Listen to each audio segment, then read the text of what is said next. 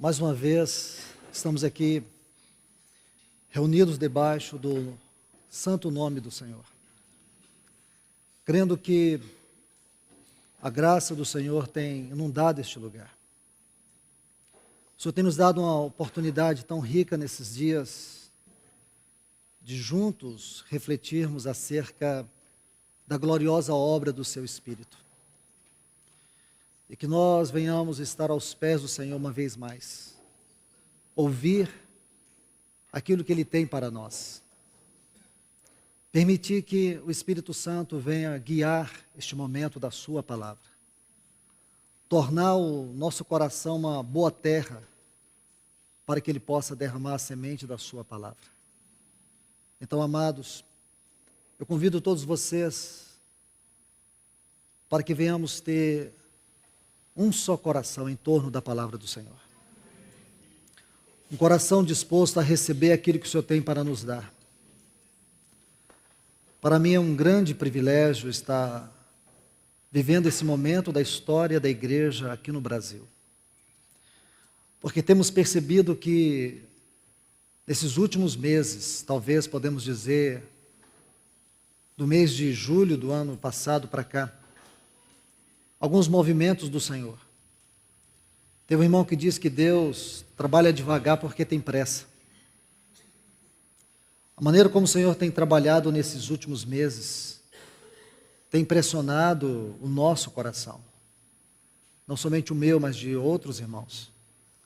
Como o Senhor está prosseguindo na sua igreja nesses dias, constrangendo-a a viver em harmonia com a sua mente, com o seu propósito.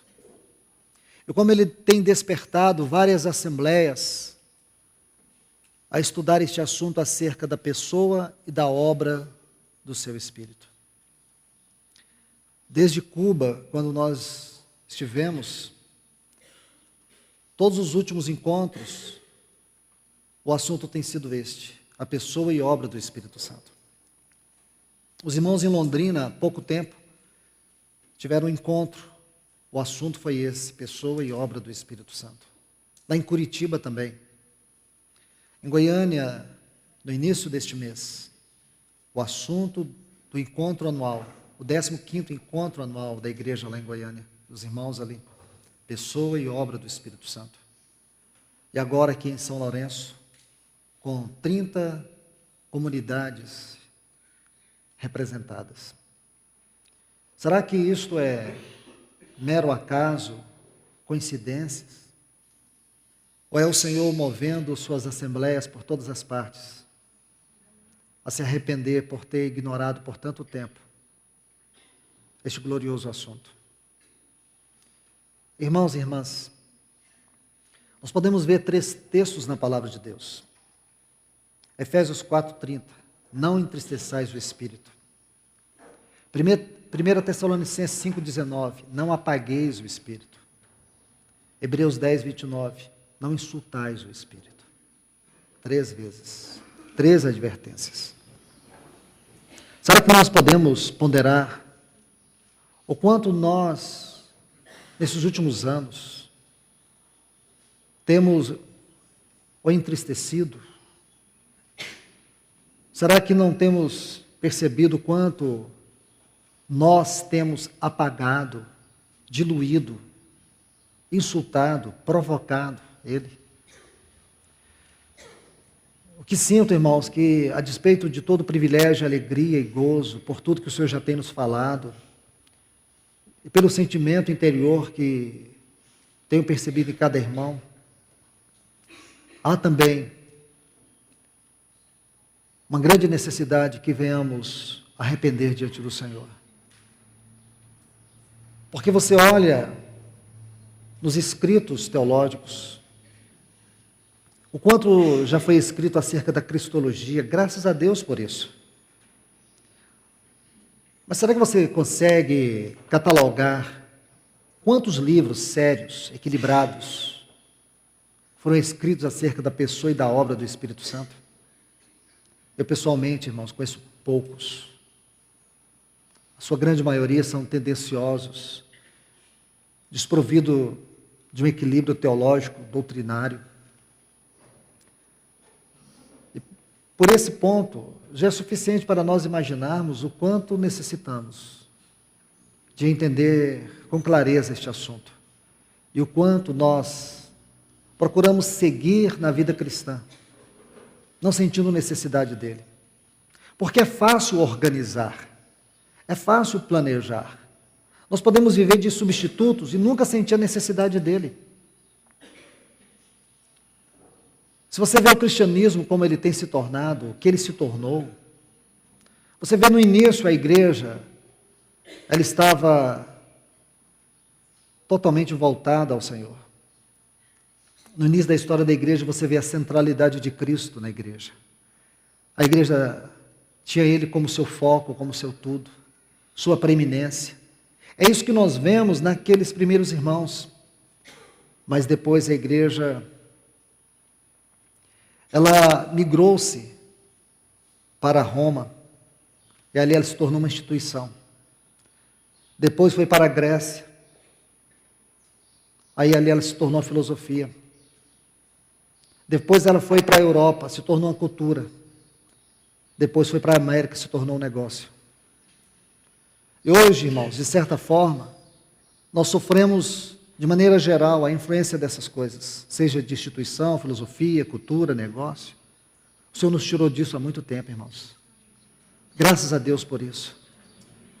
Mas também não podemos ficar apenas olhando, Deus nos tirou destas coisas. Não apenas tendo uma teologia voltada desses aspectos negativos dos quais Deus nos livrou. Nosso caminhar é ascensional.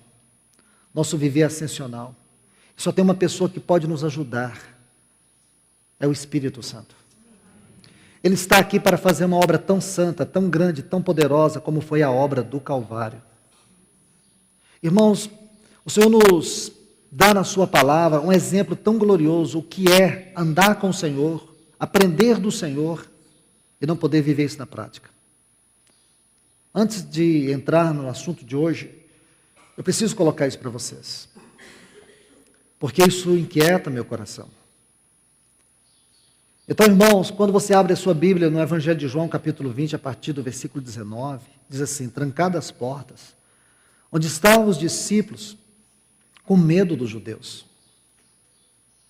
Veja os detalhes que o Espírito Santo coloca aqui na sua palavra para nos ensinar algo, e algo muito importante, algo que não pode ficar apenas na palavra ou deixarmos que isso passe de forma despercebida de nós. Precisamos atentar. Então diz que eles estavam ali trancados, com as portas cerradas, com medo dos judeus. Ora, irmãos, eu pergunto para vocês, e aqueles milagres que eles viram? E os ensinos que eles receberam? Pegue Mateus capítulo 5 a 7, veja a grandiosidade do ensino que eles receberam, a doutrina que eles receberam do Senhor. Eles estudaram aos pés daquele que é o mestre por excelência, daquele que é a palavra encarnada, viva, aquele que é a somatória abundante de todo o conhecimento, ele é o próprio conhecimento, é a própria sabedoria. Eu pergunto para vocês, o que valeu para eles tudo isto? Todo o conhecimento, todo o aprendizado, aos pés do Senhor, tudo que eles viram, tudo que eles tocaram, tudo isso se resumiu em um salão fechado, e ainda o ambiente lá dentro era de medo.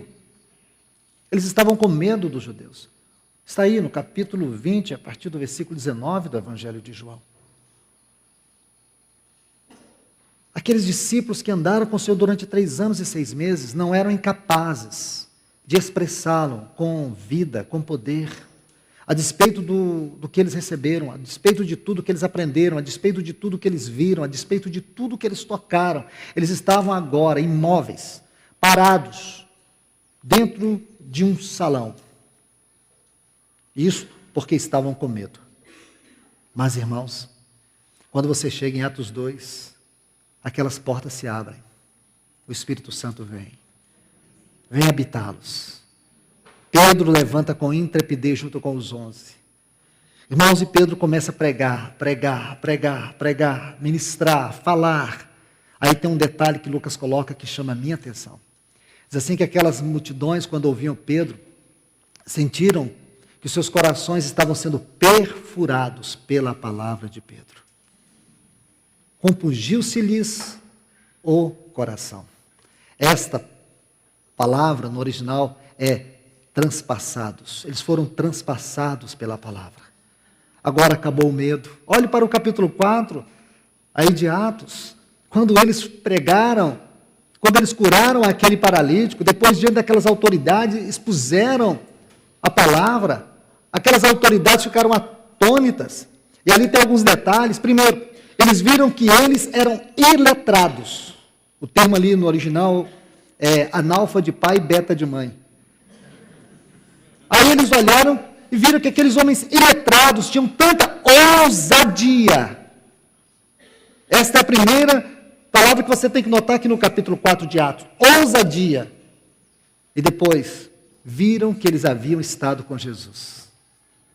Eles viram que havia uma expressão de Cristo na vida deles. Mas não esqueça, tem um detalhe aí. Diz assim, e eles cheios do Espírito Santo. Ah, irmãos, nós precisamos, não é disso não, porque isso nós já temos. Nós precisamos ter consciência disso.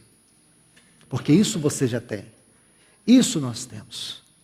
Eu me lembro de uma história, eu era adolescente ainda, na escola dominical. E uma professora contou essa história. De uma pessoa que fazia uma viagem no navio. Nunca tinha viajado. Então pediu para a mãe fazer uma farofa de galinha. Então, primeiro dia, ele comeu aquela farofa. Segundo dia, farofa. Terceiro dia, aquela farofa. No quarto dia, a farofa acabou e ainda tinha mais 5 dias para viajar. Então, ele ficava nos cantos daquele grande navio, passando fome. E uma pessoa encontrou ele já no terceiro dia, depois que a farofa acabou, amarelo. Perguntou para ele, você está passando mal? Eu disse, estou. Mas o que está te acontecendo? Diz que eu vim nessa viagem, pedi para minha mãe fazer uma farofa, nunca tinha viajado de navio. Essa viagem é longa demais. Minha farofa acabou tem 3 dias. Você trouxe farofa? Eu trouxe farofa. Mas você, quando comprou a passagem, não te falaram que você tinha direito a todo o banquete, do café da manhã, almoço, lanche à tarde, janta, lanche à noite? Não, ninguém me falou nada. Foi você tem esse direito, está na sua passagem. Tira a sua passagem. Ele mostrou a passagem. É igual a minha. Eu falei, meu amigo, você está morrendo aqui dentro de fome. Irmãos, é a sensação que eu tenho. É que nós ainda não conseguimos ler, absorver o que nós temos hoje como igreja. Porque não temos compreendido o verdadeiro ministério do Espírito Santo. De maneira pessoal e nem tampouco congregacional. Quando o Senhor Jesus fala do Paracleto lá no Evangelho de João, capítulo 14, versículo 16, lembra? Ele diz, eu rogarei ao Pai, Ele vos dará outro. Tem uma versão em latim que diz assim, outro eu, halos, da mesma natureza, essência. Essa outra pessoa é o Espírito Santo. Então ele usa uma palavra muito interessante. Essa palavra foi muito bem elaborada pelo nosso Senhor para nos dar. Paracleto. Quando você estuda essa palavra, você precisa de 2 textos na Bíblia para entendê-la melhor. Apocalipse capítulo 1, versículo 4, quando fala dos 7 Espíritos de Deus. Aí você precisa de um outro texto para te ajudar a entender também esse de Apocalipse e mais esta palavra. É Isaías 11, 2, quando fala do Espírito de sabedoria, Espírito do Senhor, por aí vai. Então você vê os 7 Espíritos. Na verdade, Deus não tem 7 Espíritos. 7 Espíritos. Mas, na verdade, isto fala da sua obra setuplicada, da sua obra grandiosa, da sua obra perfeita. Porque quando você estuda a palavra paracleto, você descobre um detalhe dela no seu original, que é uma palavra que tem sentido cétuplo. Fala de um consolador, de um ajudador, de um protetor, de um amigo fiel, de um intercessor, aquele que pega firme com você, aquele que não te deixa, aquele que não te abandona, aquele que é o seu guardador, aquele que está com você a todo tempo, aquele que é o amigo fiel, é o amigo dentre todos os amigos, você não tem um amigo que seja como ele, aquele que está ao teu lado o tempo todo. Jesus quis dizer tudo isso, irmãos. Então você imagina, irmãos, o que seria toda a obra que Cristo realizou lá na cruz se o Espírito Santo não viesse habitar as nossas vidas. Nós até hoje estaríamos dentro de um salão trancado com medo. Até hoje nós estaríamos presos, mas graças a Deus, nós podemos louvar o Senhor e abrir todas as portas e proclamar o Evangelho das insondáveis riquezas de Cristo, porque o Espírito habita nossas vidas. Ele veio aqui para trazer realidade sobre tudo aquilo que Cristo fez e sobre tudo aquilo que Cristo cumpriu. Meus irmãos e irmãs, a obra que o Espírito Santo está fazendo nesse tempo na vida da igreja é algo tão glorioso. Eu vou procurar ajudar os irmãos. Eu tenho até 10h25 por aí, para poder compartilhar isso com vocês. E quero chamar a atenção de vocês para duas porções da palavra de Deus. A primeira está aqui em Romanos capítulo 8, versículo 26. A segunda está em 1 Coríntios, capítulo 2, versículos 9 e 10. Então vamos ler esses textos. Romanos capítulo 8, o versículo 26 diz assim: e da mesma maneira, também, o Espírito ajuda, ou talvez esteja assim na sua Bíblia, assiste. Em nossa debilidade ou fraqueza, pois o que havemos de pedir como convém, não o sabemos, mas o mesmo Espírito intercede por nós com gemidos inexprimíveis. Agora o segundo texto está aqui em 1 Coríntios, capítulo 2, versículos 9 e 10. Porém, como está escrito, as coisas que o olho não viu, nem o ouvido ouviu, nem subiram ao coração do homem, são as que Deus tem preparado para aqueles que o amam. Mas Deus não-as revelou por meio do Espírito, porque o Espírito tudo esquadrinha, até mesmo as profundezas de Deus. Amém? Amados, em reverência à sagrada palavra do Senhor e a grande necessidade que nós temos de receber esta palavra como vida dentro de nós, vamos ter um tempo de oração para que o Senhor nos ajude. Amém? Pai, no nome do teu eterno Filho Jesus, nos colocamos aqui debaixo da tua voz e debaixo do teu nome. Pelo teu Espírito Santo, vem guiar tua palavra em nossas vidas. Senhor, tu conheces a nossa carência de ti nesta manhã. Tu conheces a urgência do clamor que existe dentro de nós, para que vivamos a plenitude da realidade do nosso chamamento.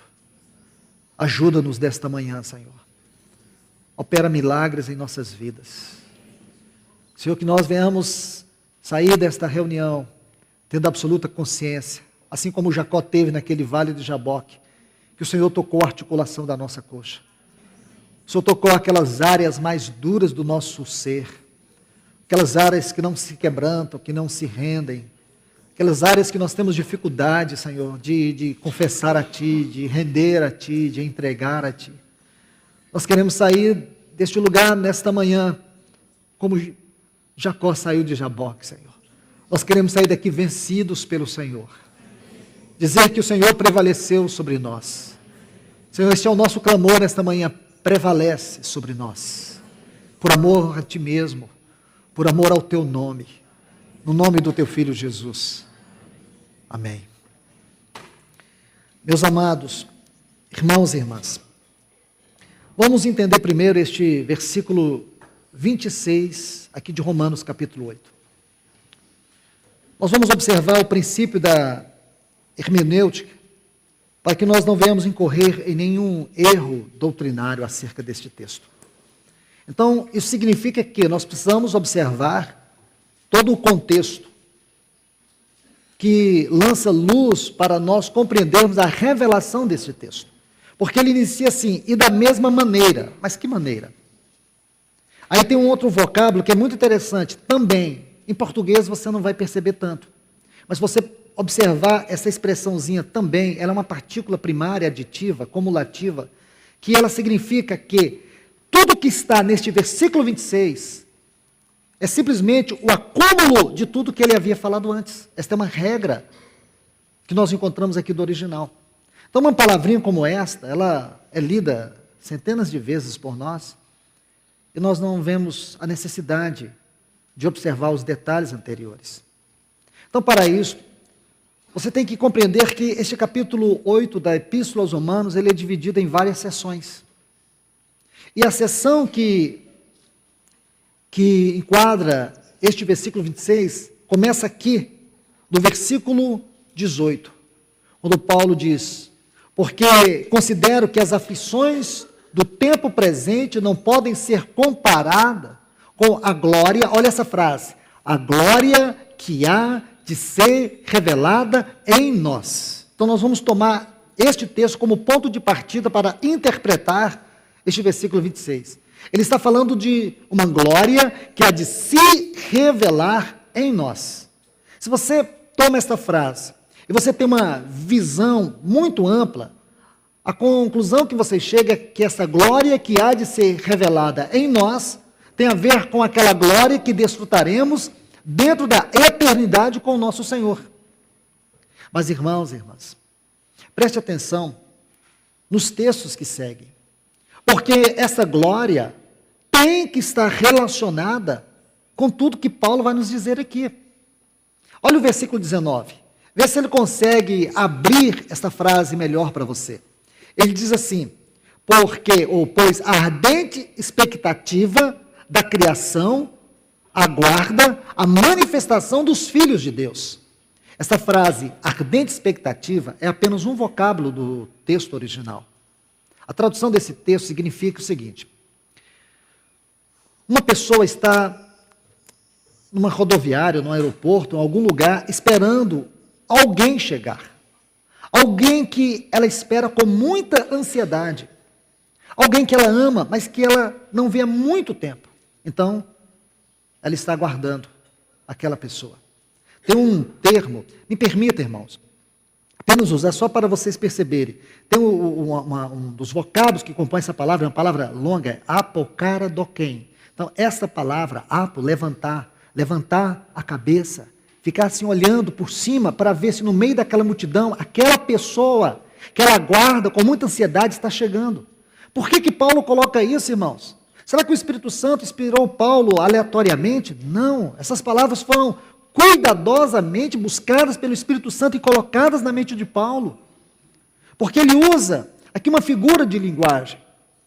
Então ele está dizendo que a criação, olhe bem o texto, ardente expectativa da criação, agora da revelação, a manifestação desses filhos de Deus. O que a criação tem a ver com os filhos de Deus?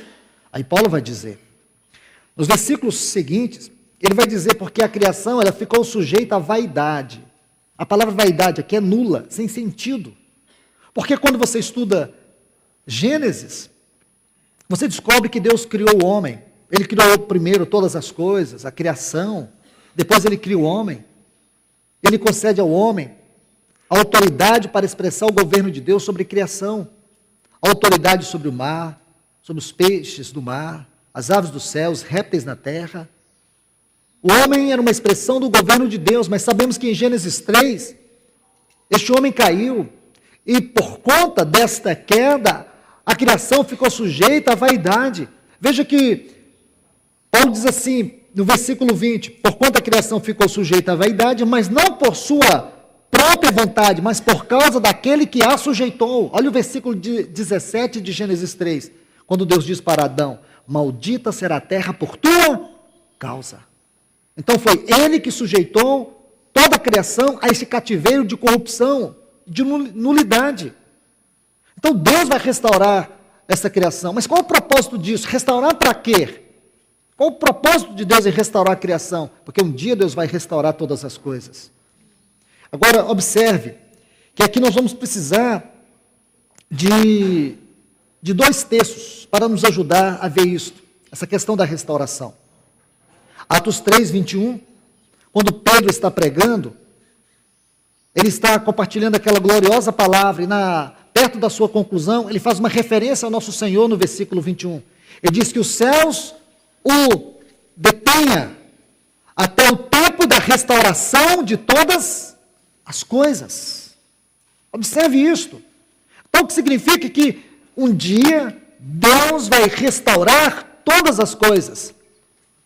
Vamos buscar um outro texto para argumentar, juntamente com esse texto, este ensino.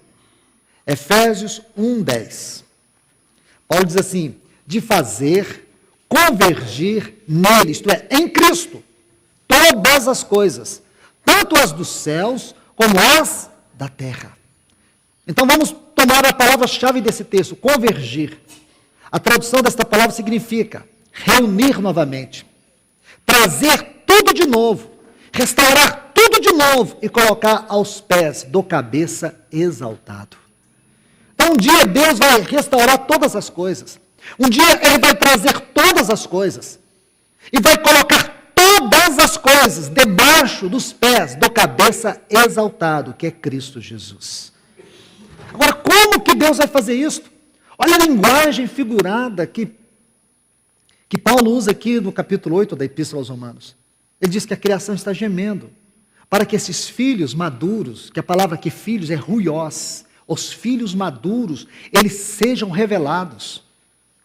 Então, irmãos, vocês estão percebendo como se fosse uma escada, aqui no capítulo 8, nesta porção, ou nesta seção, é como se nós fôssemos subindo os degraus dessa escada. Esse versículo 26, ele está no topo dessa escada. Então agora nós estamos subindo, de encontro a ele. Então nós estamos vendo que o que ele diz no versículo 26 tem tudo a ver com o que ele havia dito desde o versículo 18. Há uma glória que vai ser revelada. Há algo que Deus um dia vai trazer, que nós ainda não experimentamos. Irmãos, talvez você tenha um certo sentimento de saudosismo, sei lá como se possa dizer, quando você olha para o livro de Atos e pensa naqueles irmãos, pensa no que eles viveram, pensa naquela comunhão, naquela unidade. Imagine 3.120 pessoas tendo um só coração diante do Senhor. Se nós separarmos 5 irmãos aqui, nós vamos perceber que por mais que eles lutem, eles nunca vão conseguir ter um só coração. Mas nós temos aqui na Bíblia 3.120 pessoas tendo um só coração. Então nós não podemos olhar para isso e dizer: Senhor, a tua igreja está acabada. E olha que nós estamos vivendo os últimos tempos, a última fase da obra de Deus. Estamos às portas da volta do nosso Senhor. Quando Ele chegar aqui, Ele vai buscar só os cacos, só os pedaços daquilo que Ele tentou edificar e não conseguiu. É assim que você vê? É claro que não, irmãos. Ele vai ter aqui uma igreja gloriosa. É por isso que o Espírito Santo está aqui, irmãos. Talvez não possamos confiar plenamente na capacidade uns dos outros para fazer esta obra, mas nós temos que confiar naquele a quem foi confiado esta obra. É Ele, o Espírito Santo. Então observe esses detalhes. Nós não podemos achar que isso aqui é uma utopia, nós temos que crer, nós temos que ter fé. Compreende, irmãos? Como aquela mulher que um dia tocou na orla das vestes do Senhor, assim também nós temos que tocar com fé. Aquela história é incrível, isso alimenta a minha vida. Quando aquela mulher, 12 anos, com fluxo de sangue, Lucas diz assim que ela tocou na orla das vestes. A tradição diz que a orla das vestes de um homem, a mulher jamais podia tocar. Uma outra pessoa não podia tocar, muito menos se fosse uma mulher. Pensa, nada contra as irmãs, mas esta era uma tradição antiga do judaísmo. Agora aquela mulher entra, esquelética, magra, sem força, toca na orla das vestes dele e diz: alguém me tocou. Todos te tocam, mas ninguém tocou como ela. Ninguém teve a ousadia de tocar como aquela mulher, irmãos. O pior não é isso, que quando ela toca, ela está doente, ainda alguém chega lá e para o Senhor e diz: Senhor, tem uma menina que morreu, o Senhor precisa ir para a casa dela agora. Ele para. Ele para. Irmãos, aí chega o Jairo, você sabe de tudo isso, chega aquele homem, com a filha morta. Todo aquele relato, o Senhor está nos mostrando como nós precisamos exercer nossa fé. Aí então ele para, atende aquela mulher, tem aquele pai pedindo para ele ir para a casa dele, ressuscitar sua filha, embora a filha não estivesse morta ainda, mas ele estava prestes a morrer. Então, você vê aquela história do Jairo, você vê a história daquela mulher. Isso não alimenta a nossa fé, irmãos? Alimenta. Não pode ser diferente. Nós não podemos duvidar. Nós temos que crer. Como aquela mulher que teve ousadia de tocar na orla das vestes do Senhor, nós temos que ter ousadia de tocar a realidade da palavra do Senhor para a nossa vida hoje. Como aquele pai desesperado com uma filha que estava prestes a morrer, que foi à procura do Senhor. Ele era um dos principais da sinagoga, mas ele foi até o Senhor para, atende aquela mulher, atende aquele homem. O tempo está passando, a filha está morrendo. Aí o Senhor chega na casa daquele homem, tira toda aquela multidão, entra só com os discípulos para dentro. Por que Ele não fez aquele milagre à vista de todo mundo? Porque milagre é só para quem crê, não é para quem quer ver. Irmãos, nós temos que crer. Você entende? Nós temos que crer. Nós temos que crer que o Espírito Santo, como aquele Eliezer, ele é fiel em cumprir a palavra do Senhor. Ele vai fazer isto. Então veja esses degraus, observe esses detalhes. Então, nós temos aqui no versículo 22 do capítulo 8, um gemido. Romanos 8, 22. Porque sabemos que toda a criação geme, está juntamente com dores de parto até agora. Aí depois, versículo 23. E não só isso, mas nós também, que temos as primícias do Espírito, também gememos em nós mesmos, esperando a adoção, a redenção do nosso corpo. A redenção do nosso corpo é aquilo que Pedro escreveu na sua primeira epístola, no capítulo 1, versículo 5, quando ele fala da salvação que vai se manifestar no último tempo, a salvação do nosso corpo. Aquilo que Paulo disse em 1 Coríntios, capítulo 15, a partir do versículo 50, no abrir e fechar de olhos. Quando este corpo corruptível foi revestido da incorruptibilidade, em nós foi tragada a morte pela vitória. Então esta é a redenção do nosso corpo. Nós gememos, irmãos, nós estamos felizes. Vemos tanta vulnerabilidade no nosso corpo. Vemos tantas fraquezas, tantas lutas, tantas dificuldades. Quem aqui está feliz com a vida nesse corpo? Só pela graça de Deus. Essa graça a qual nós temos que nos fortalecer nela a cada dia, a cada manhã. Só pela graça de Deus, só pela ajuda do Espírito Santo, só porque Ele pega firme conosco, só porque Ele não desiste de nós. Porque se Ele desistisse, irmãos, nós já teríamos sido tragados. Mas graças a Deus Ele não desiste de nós. Então você vai vendo esse gemido, a natureza está gemendo, aguardando a sua restauração. Nós também gememos em nosso íntimo, aguardando a adoção do nosso corpo, a redenção do nosso corpo. Então é nessas esferas, nesses degraus, que Paulo está prosseguindo na sua palavra. Aí, queridos, ele vai dizer assim no versículo 24, porque em esperança fomos salvos. Mas a esperança que se vê não é esperança, porque o que alguém vê, como esperará? Mas se esperamos o que não vemos, mediante a paciência, o esperamos. Deixa eu explicar essa maravilhosa palavra que Paulo coloca aqui, esperança. Essa palavra, o sentido dela no original é bem diferente daquilo que nós conhecemos hoje. Porque nós que estamos fora dos nossos lares, da nossa cidade, temos a esperança que na próxima semana estaremos em nossas casas. Uma esperança, mas você não consegue ver. Você não consegue tocar a realidade disso. Você aguarda o tempo chegar, o momento chegar, a hora chegar. Não é essa palavra aqui. Essa palavra aqui ela tem um sentido muito mais glorioso. O sentido desta palavra é um antigozo. Como que nós podemos explicar isso? É difícil. Mas esta palavra ela fala de um antigozo. É como se houvesse uma frestazinha no céu e você pudesse olhar lá para dentro e já sentir no teu espírito toda a alegria, todo o gozo que é permitido você sentir. É como você já pudesse se ver dentro da eternidade. É algo que te alimenta. Percebe, irmãos? É como se você estivesse a 10 quilômetros da sua casa e já sentisse o aroma da cozinha, do almoço que a sua esposa está preparando para você. É como se você estivesse a 10.000 quilômetros da sua casa e já sentisse o perfume da sua esposa. Eu estou chegando em casa. Está 10.000 quilômetros.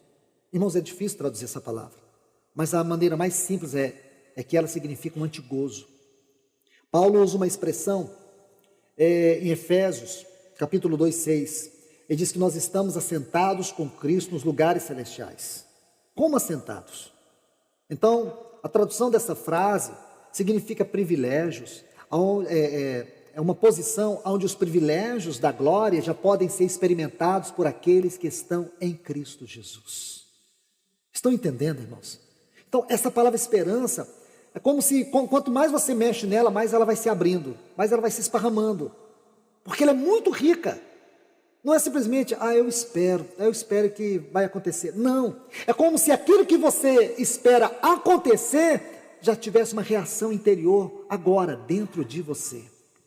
Percebe? É isto.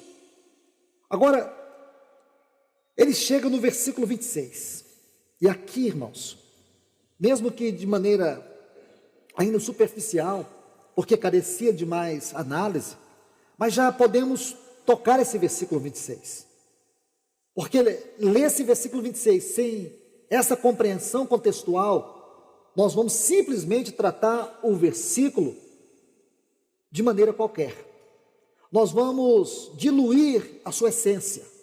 Então veja bem, ele diz, e da mesma maneira, agora, da mesma maneira o quê? Aí tem esse vocábulo que eu falei para vocês, esse vocábulo aqui, também, significa, ele está acumulando tudo o que ele vinha falando, a glória que há de ser revelada em nós, esses filhos maduros, esses ruiós, que a natureza aguarda que eles sejam manifestados. Por que a natureza aguarda que eles sejam manifestados? Porque eles fazem parte deste processo da restauração de todas as coisas, porque Deus não vai fazer nada nessa terra sem esses filhos maduros, eles estarão aqui, e eles estão aqui, para poder consumar, por meio da capacitação do Espírito Santo, aquilo que Deus lhes confiou. Então nós temos aqui duas frases interessantes, uma está em Efésios 4, e a outra está em 1 Coríntios 3,13, quando fala da obra de cada um. E lá em Efésios 4, quando você começa a ler a partir do versículo 12, tendo em vista o aperfeiçoamento dos santos, você vai lendo para a obra do ministério. Olha essa frase, a obra do ministério. Então nós temos a obra do ministério, temos a obra de cada um. Deus, Ele está por meio dos ministérios, mas também por meio de cada um, como está em 1 Coríntios 12, a partir do versículo 13, você vai ver a singularidade, as particularidades de cada membro do corpo de Cristo, funcionando para que Deus tenha edificação da sua casa. Então, queridos, escute isto, um dia Deus vai restaurar todas as coisas, um dia Ele vai colocar todas as coisas aos pés do seu Filho Jesus. Como Ele vai fazer isso? Ele fará isso através da igreja. O evangelho do reino será pregado em testemunho a todas as nações. Quem vai pregar esse evangelho do reino em testemunho a todas as nações? Estes filhos maduros. Paulo diz em Romanos 16, 20, o Deus de paz esmagará Satanás debaixo dos vossos pés. Quem é que vai esmagar Satanás debaixo dos seus pés? Estes filhos maduros. Quem estará apressando ou está apressando a volta do Senhor Jesus? Estes filhos maduros. Quem está hoje sustentando o testemunho da vitória de Cristo nesse mundo? Estes filhos maduros. Mas eles não farão isso sozinhos, porque eles estão sendo habilitados, capacitados, enchidos pelo Espírito Santo para realizar esta obra. Então, amados, quando você lê esse texto, ele diz, e da mesma maneira, também o Espírito pega firme conosco. Olha essa palavra, pega firme, ajuda. O termo aqui, assistir, ou ajuda, como está lá no original, é pega firme. O Espírito Santo pega firme. Porque, irmão, se Ele não pega firme conosco, nós vamos nos distrair. Se Ele não pega firme conosco, nós vamos viver nosso próprio e particular chamamento. Nós vamos nos distrair com tantas coisas. Nós vamos nos envolver com coisas que Deus não está envolvido. Então você vê que o que Paulo está dando ênfase aqui é sobre o ministério do Espírito nesse tempo. Ele pega firme conosco. Por que ele pega firme conosco? Observe o que ele diz. Ele pega firme em nossas debilidades, em nossas fraquezas, Porque o que havemos de pedir como convém, eu quero que você note essa palavra convém. Está vendo aqui? Convém. É a terceira pessoa do singular, do presente ativo de ligar. Precisa fazer essa tradução, irmãos. Terceira pessoa do singular, do presente ativo de ligar. Olha que muda tudo esse texto. Não sabemos orar como convém. Não é bem assim. Quando você traduz essa palavra conforme ela está no seu texto original, significa ligar. Existe um texto que vai te ajudar a entender essa palavra. É o mesmo termo lá no original. Mateus 18:18. O que for ligado na terra terá sido ligado nos céus. O que for desligado na terra terá sido desligado nos céus. Então o que Paulo está dizendo? Nós não sabemos ligar os céus na terra. Nós não sabemos orar ligando os céus na terra, porque somos fracos, somos frágeis. Irmãos, ele não está falando aqui da oração no sentido geral, ou está? Claro que não. O contexto proíbe você de interpretar e de pensar assim. Ele está falando da oração que nos leva a tocar as esferas mais elevadas do nosso chamamento. Permita-me repetir isto. Quando ele diz, não sabemos orar como convém, nós não sabemos orar ligando os céus na terra. O que ele quer dizer, analisando apenas esta frase, analisando esta oração, dentro deste contexto, o que significa? Que nós não sabemos ligar os céus da terra.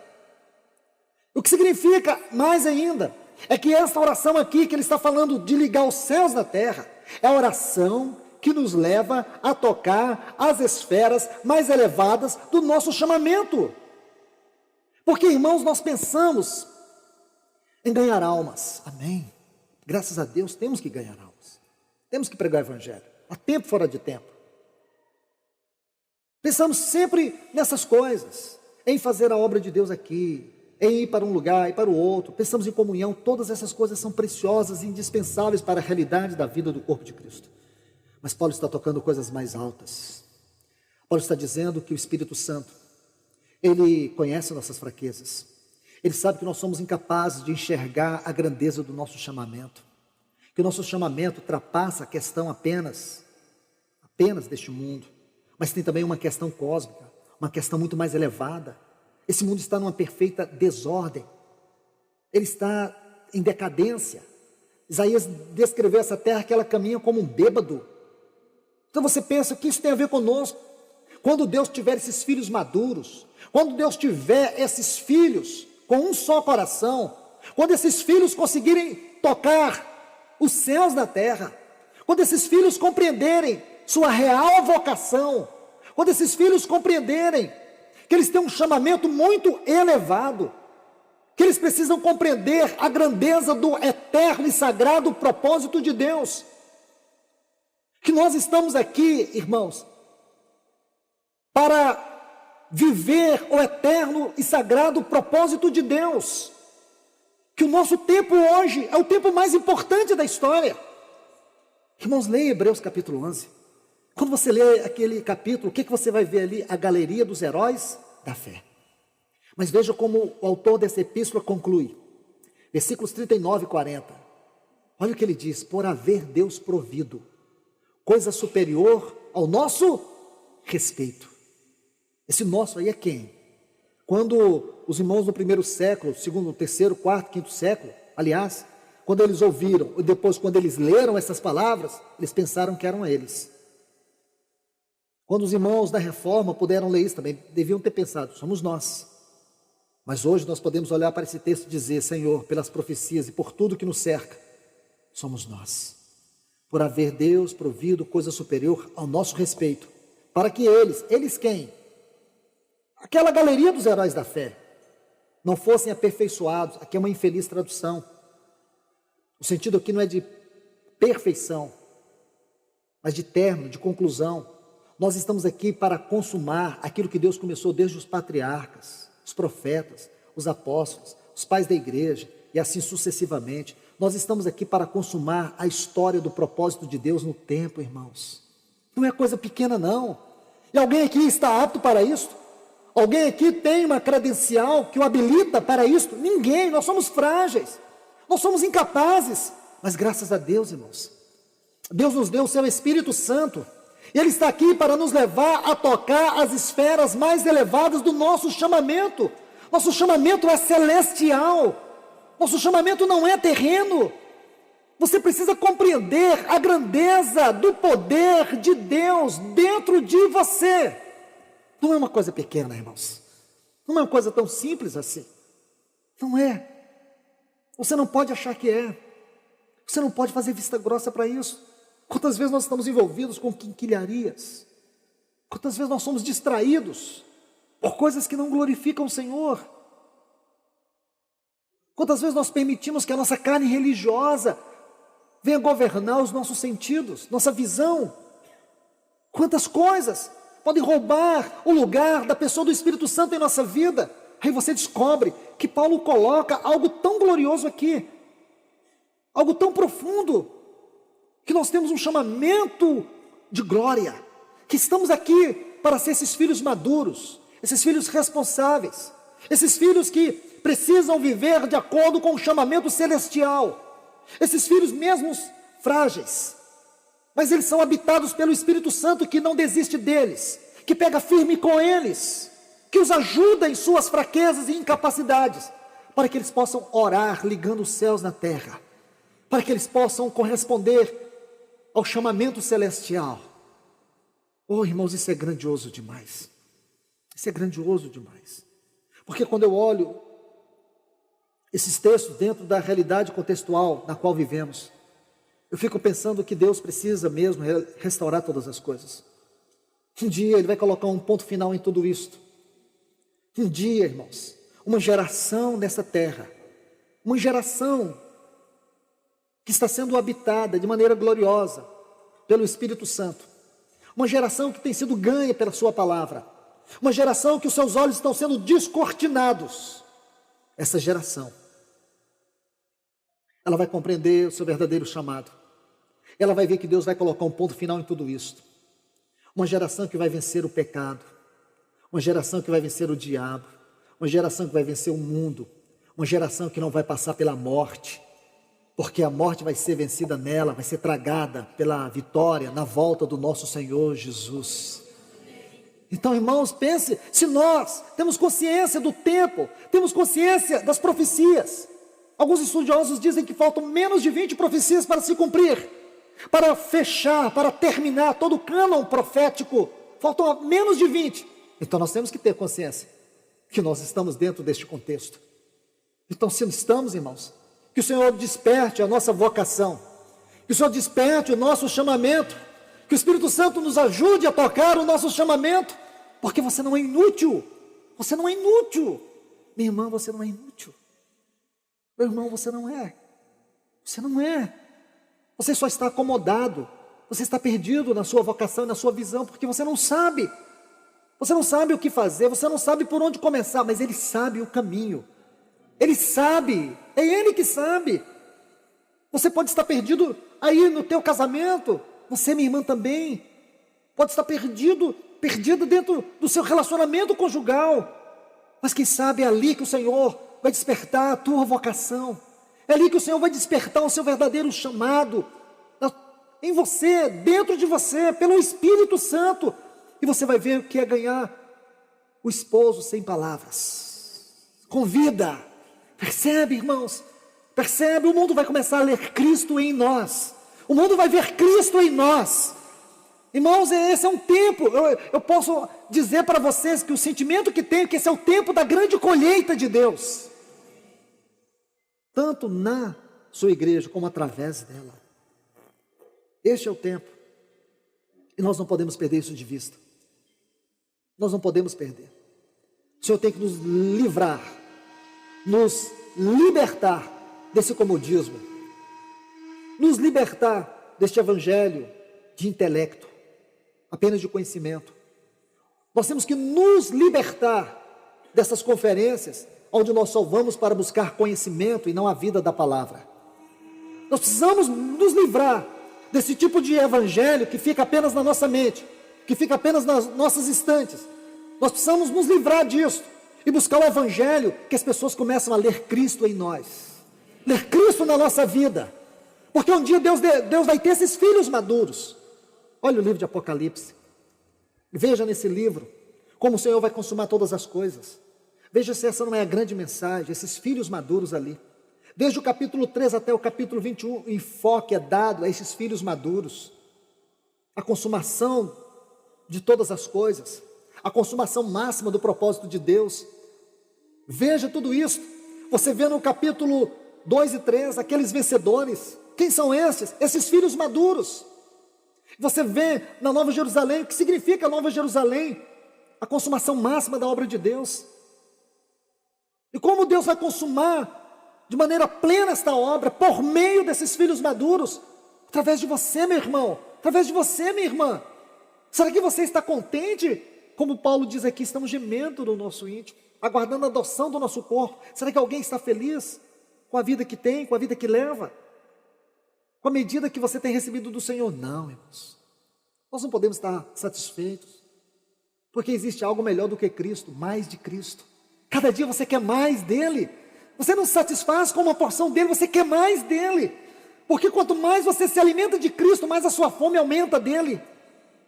Então mais você o quer, mais você o deseja. Então, queridos, como que o Senhor vai obter a consumação de todas as coisas, se nós estamos tão acomodados? Se nós estamos vendo toda a degradação do povo de Deus e de braços cruzados? Apenas porque nós temos a visão do que está certo. O que adianta ter a visão do que está certo e não viver essa realidade? O que adianta, irmãos? Muitas vezes ver não é a visão. Você apenas está enxergando, você não tem a visão. Porque a visão é algo interior. Porque você pode ver e não ser governado por aquilo, mas quando você tem a visão, ela te governa. Então, queridos, este é o ponto que eu quero colocar para vocês. Preciso parar aqui para que a gente, pelo menos, inicie aqui 1 Coríntios 2. Então nós vimos que o Espírito Santo é aquele que nos leva a tocar as esferas mais elevadas do nosso chamamento. Me perdoe, irmãos, não poder entrar mais dentro disso. Procurei resumir o máximo. Mas o Senhor pode lhes ajudar a tocar mais deste assunto aqui no capítulo 8. A ver os detalhes, a ver preciosidades aqui. Agora, por favor, veja o versículo 9 aqui do capítulo 1 de 1 Coríntios. Capítulo 2, versículo 9. 1 Coríntios, capítulo 2, versículo 9. Porém, como está escrito, as coisas que o olho não viu, nem o ouvido ouviu, nem subiram ao coração do homem, são as que Deus tem preparado para aqueles que o amam. Então, este texto, da mesma maneira do versículo 18, a gente lê e pensa nesse texto na era vindoura. E pensa que as coisas que não subiram ao coração do homem, que os olhos não viram, que os ouvidos não ouviram, é aquelas ruas de ouro e cristal que a gente ouve desde criança, né? Desde criança a gente ouve que lá na Nova Jerusalém as ruas são de ouro, de cristal. Eu cresci ouvindo isso, irmãos. Mas não tem nada a ver. Não tem nada a ver. Olha o versículo 10 que ele vai te ajudar. Mas Deus nolas. Está vendo aqui o presente? É agora.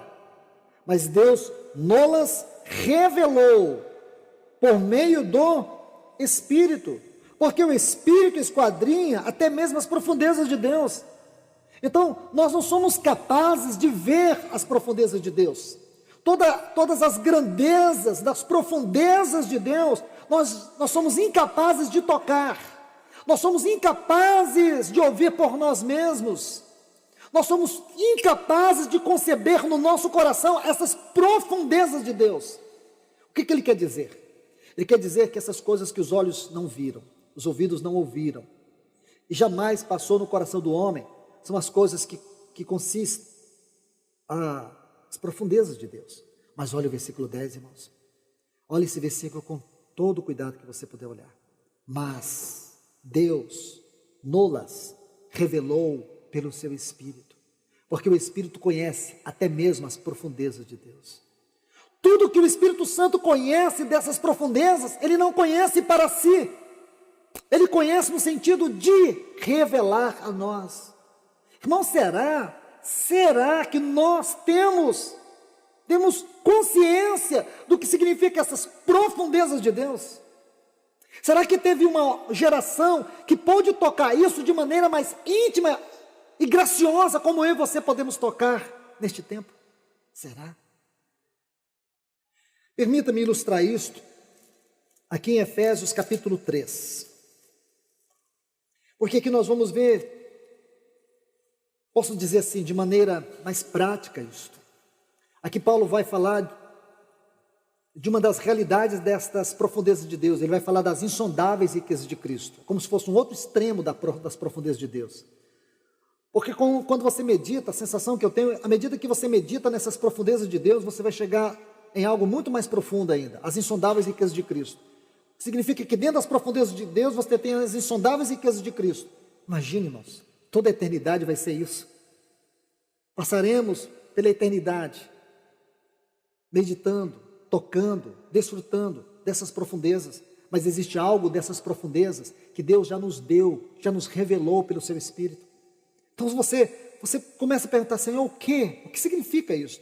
Vamos ver o que Paulo nos leva a tocar. Observe bem, eu quero ler os textos para que a gente ganhe tempo e assim eu seja fiel quanto ao horário. Versículo 3 do capítulo 3, ele diz: e por revelação, porque é o Espírito que revela mesmo, me foi dado conhecer, observe essa frase, o mistério. O artigo aqui definido dá significado a esta palavra. Significa que este é um mistério único, é o mistério. Então observe bem, porque dentro deste mistério existem muitas coisas. O mistério da vontade de Deus, o mistério do reino, Cristo, o mistério de Deus, a igreja, o mistério de Cristo, tudo está dentro deste grandioso mistério. Então o artigo aqui é definido, nós não podemos mudar os fatos. Como antes havia escrito resumidamente, pelo que quando ledes podeis conceber o profundo conhecimento que tenho do mistério de Cristo. Então o mistério de Cristo está dentro deste mistério. Mistério que em outras gerações não foi dado a conhecer aos filhos dos homens, como agora, olha a frase, tem sido revelado aos seus santos apóstolos e profetas, pelo Espírito, porque o Espírito é quem revela esses mistérios. Aí ele diz, a saber, que mistério é esse? Que os gentios são herdeiros e membros do mesmo corpo e co-participantes da promessa em Cristo Jesus, por meio do Evangelho. Aí diz, do qual fui ministro, conforme o dom da graça de Deus que me fora dado, segundo a atuação do seu poder. A mim, o menor de todos os santos, foi dada esta graça de pregar o evangelho das, olha essa frase, eu preciso que vocês olhem essa frase, insondáveis riquezas de Cristo.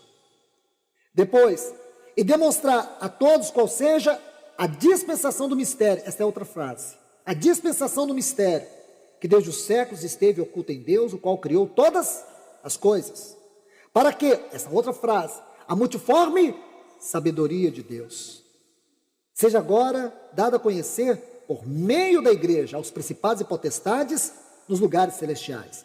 Olha o versículo 11. Segundo o eterno propósito que estabeleceu em Cristo Jesus, nosso Senhor. Então, irmãos, preste atenção. Não dá para a gente entrar em tudo aqui. Mas eu gostaria que você separasse 4 frases aí. A primeira, insondáveis riquezas de Cristo. A segunda, a dispensação do mistério. A tradução dessa palavra é a economia do mistério. A terceira, a multiforme sabedoria de Deus. E a quarta, o eterno propósito. Então nós temos 4 frases. Se você descer mais embaixo aqui, por favor, quero mostrar algo para vocês. Ele diz assim, versículo 18: sejais plenamente capazes de compreender com todos os santos, primeiro, a largura, comprimento, a profundidade e a altura. Estão vendo essas 4 medidas? Irmãos, ao meu ver, não estou aqui fazendo uma exegese, desconsiderando princípios, mas apenas dando uma impressão. A impressão que eu tenho é que essas 4 frases aqui As insondáveis riquezas de Cristo, aquilo que você não consegue sondar, aquilo que por mais você mergulhe, que por mais você conheça, que por mais que o Espírito te revele, você não consegue chegar ao fim. Aí depois ele usa uma outra frase, a economia do mistério. A economia deste mistério, os atos governamentais de Deus, suas ações gloriosas segundo o seu glorioso propósito. A economia, a administração de Deus. Deus tem uma economia, Deus tem uma administração, Deus tem um conselho eterno, aonde toda a sua vontade perfeita foi revelada através desses apóstolos. E tem nos dado conhecer por meio do Espírito Santo. Então Deus tem uma economia, Deus tem uma administração, Deus tem um plano, Deus tem um propósito. Aí depois ele vai dizer a multiforme sabedoria. Esta palavra multiforme, a tradução correta dela é múltiplas facetas da sabedoria. Irmãos, eu não tenho tempo para compartilhar isso, mas me permita só esta frase aqui, porque ele diz das múltiplas facetas, múltiplos aspectos da sabedoria de Deus. Eles estão sendo revelados por meio da igreja a principados e potestades. Parafraseando, é como se Paulo dissesse para nós que a igreja está sendo uma grande escola neste mundo. Nós aqui sentados nesta hora, somos uma grande escola onde anjos, bons e maus, estão aprendendo os muitos aspectos da sabedoria de Deus, até mesmo aqueles anjos que estão em torno do Senhor agora, diante da sua glória, ou adorando, eles não podem conhecer ali. Se eles querem conhecer, eles têm que aprender através da igreja. É pouco esse texto para você? Não é assombroso? Não causa assim um temor no nosso coração? Mas irmãos, por que isso? Porque o Espírito habita em nós. O Espírito está fazendo de nós uma escola para os anjos. Estão vendo? Aí depois ele usa essa outra frase, o eterno propósito. Essa frase já diz tudo, porque ela engloba tudo. Tudo que você for olhar, desde a queda de Lúcifer, a criação, todos os detalhes da criação, a queda do homem, a escolha de Abraão, a história dos patriarcas, a escolha de Abraão, a história de Israel no Egito, aquelas 42 estações da peregrinação do povo de Israel pelo deserto, tudo isso são itens do eterno propósito de Deus. Até a criação de Satanás é um item do eterno propósito de Deus. E um dia Deus alcançará de maneira gloriosa a consumação do seu propósito, para que Cristo seja o cabeça sobre todas as coisas. Então, para mim, irmãos, essas 4 medidas aqui, elas têm a ver com essas 4 frases. Cada uma dessas medidas corresponde a essas frases. Nós só podemos compreender isso juntos. Mas como nós vamos compreender? Como nós vamos entender as profundezas de Deus? Como nós podemos tocar isso? Irmãos, não podemos por nós mesmos. Você pode ler todos os livros que você quiser ler e puder ler. Você pode ler os melhores autores. Você pode estudar nos melhores seminários. E a única coisa que você vai ter é um conhecimento que pode te levar a uma vida de soberba. Porque em 1 Coríntios 8 diz que o conhecimento ensoberbece, mas o amor edifica. Deus não quer que nós tenhamos apenas conhecimento intelectual. Deus quer que o conhecimento seja vida em nós. Um conhecimento que nos transforma. E um conhecimento que em nós se torna uma fonte de vida para outros. Mas como isso é possível? Sabe quem pode te ajudar? O Espírito Santo. Ele toma das profundezas de Deus e traz para dentro de você. É Ele que te leva a tocar as insondáveis riquezas de Cristo Jesus. Nós não vamos medir os irmãos pelo grau de conhecimento intelectual. Porque hoje o mundo segue assim. Hoje as pessoas são vistas pelo grau de conhecimento intelectual que elas têm. Então, se uma pessoa estudou muito, dependendo do seu grau acadêmico, dependendo do anel que ele tem no dedo, é assim que as pessoas se olham, assim que as pessoas se valorizam. Mas hoje não, irmãos. Você pega um irmão aí que não sabe a diferença do 0 para o O, mas se ele é alguém que o Espírito Santo leva a tocar as profundezas de Deus, irmãos, ele tem muito conhecimento, porque ele tem vida. É isso que nós precisamos. São essas as gloriosas obras que o Espírito Santo está fazendo hoje. Levar-nos a tocar o nosso chamamento celestial. Levar-nos a orar, a ligar os céus na terra. conhecer as esferas mais elevadas do nosso chamamento. Oh, irmãos, me perdoe por ter tocado isso superficialmente com vocês, mas que o Espírito Santo leve vocês a essas verdades de maneira mais íntima, de maneira mais experimental. Que o Espírito Santo leve você a ver o quanto que existe das profundezas de Deus, dizendo para nós: você não tem o direito de ser ignorante. Como que nós podemos ser ignorantes quanto às insondáveis riquezas de Cristo? Será que nós somos ignorantes concernente ao mistério, à economia do mistério de Deus? Será que nós, pessoas, hoje, cristãos que aqui estamos, nós somos analfabetos quanto ao propósito de Deus? Será que nós não compreendemos ainda que nós somos uma escola onde os anjos estão aprendendo aspectos gloriosos da sabedoria de Deus? Irmãos, o diabo tem procurado diluir a realidade da vida da igreja. O diabo tem procurado mostrar para nós que apenas alguns aqui fazem as coisas, os outros só ficam olhando. Não. Vamos ser livres disso, irmãos. Vamos retornar à prática daquilo que é a vida da igreja segundo a palavra de Deus. O Espírito Santo foi dado para nos ajudar a tocar isto. Ele está aqui dentro de mim, dentro de você. Ele está aqui habitando, trazendo toda a realidade daquilo que Cristo fez e cumpriu e daquilo que Cristo é.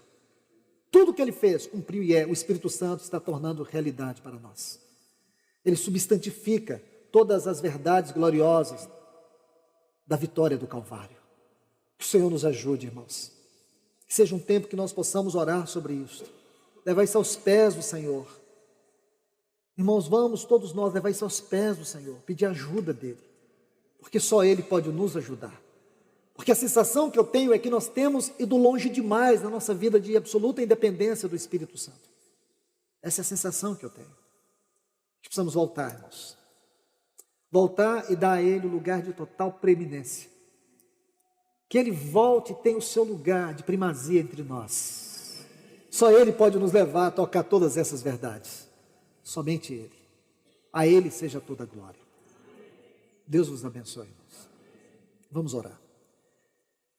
Pai, no nome de Jesus, o teu amado Filho, estamos aqui, Senhor, quebrantados pela tua voz. Nos ajuda, Senhor. Nos ajuda para que esta palavra não se perca nos afazeres, nas distrações do nosso dia. Dá-nos temor diante de ti, Senhor.